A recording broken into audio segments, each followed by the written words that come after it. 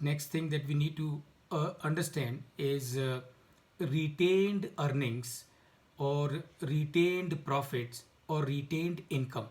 So remember, let's say we have earned a profit after tax of 300 rupees. So now what we can do with this profit of 300 rupees, we can do two things with this 300 rupees. Number one, we can pay part of this profit as dividend to the shareholders and retain the balance profit into the business for the growth and sustainability of the business for future. So let's say the company decides to pay dividend of 15 rupees.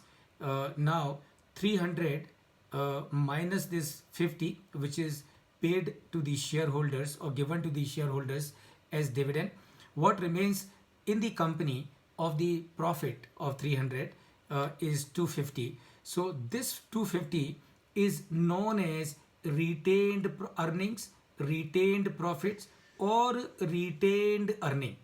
Again, no rocket science. Why do we call this as retained earning or retained profit or retained income?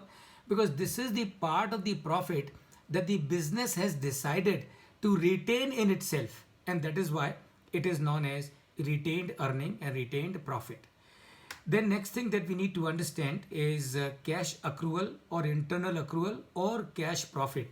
Now how do we get this and what is the meaning of this?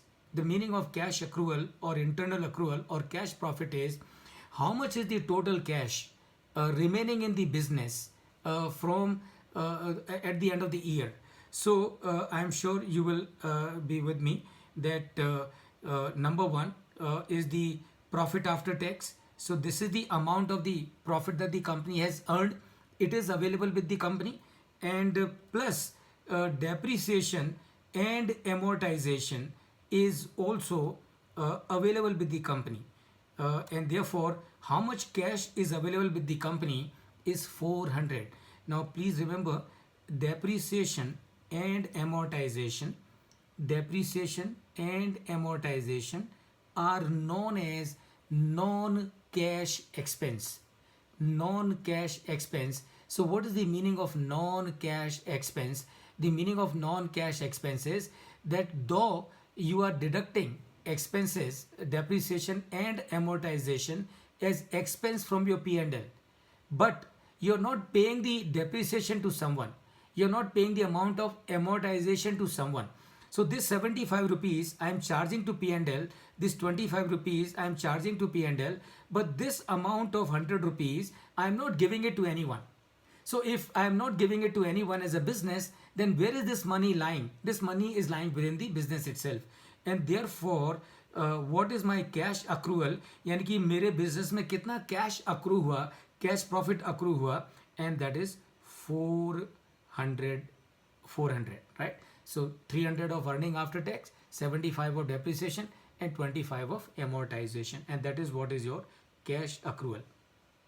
And then we also need to find out retained cash accrual. So इसका मतलब क्या है? इसका मतलब है कि 400 का cash accrue हुआ बिजनेस को, लेकिन क्या ये बिजनेस में ये 400 का प्रॉफिट बचा रहा? Answer is no. Why the answer is no? Because out of the cash that the business has got, the business has paid a dividend of 50, and therefore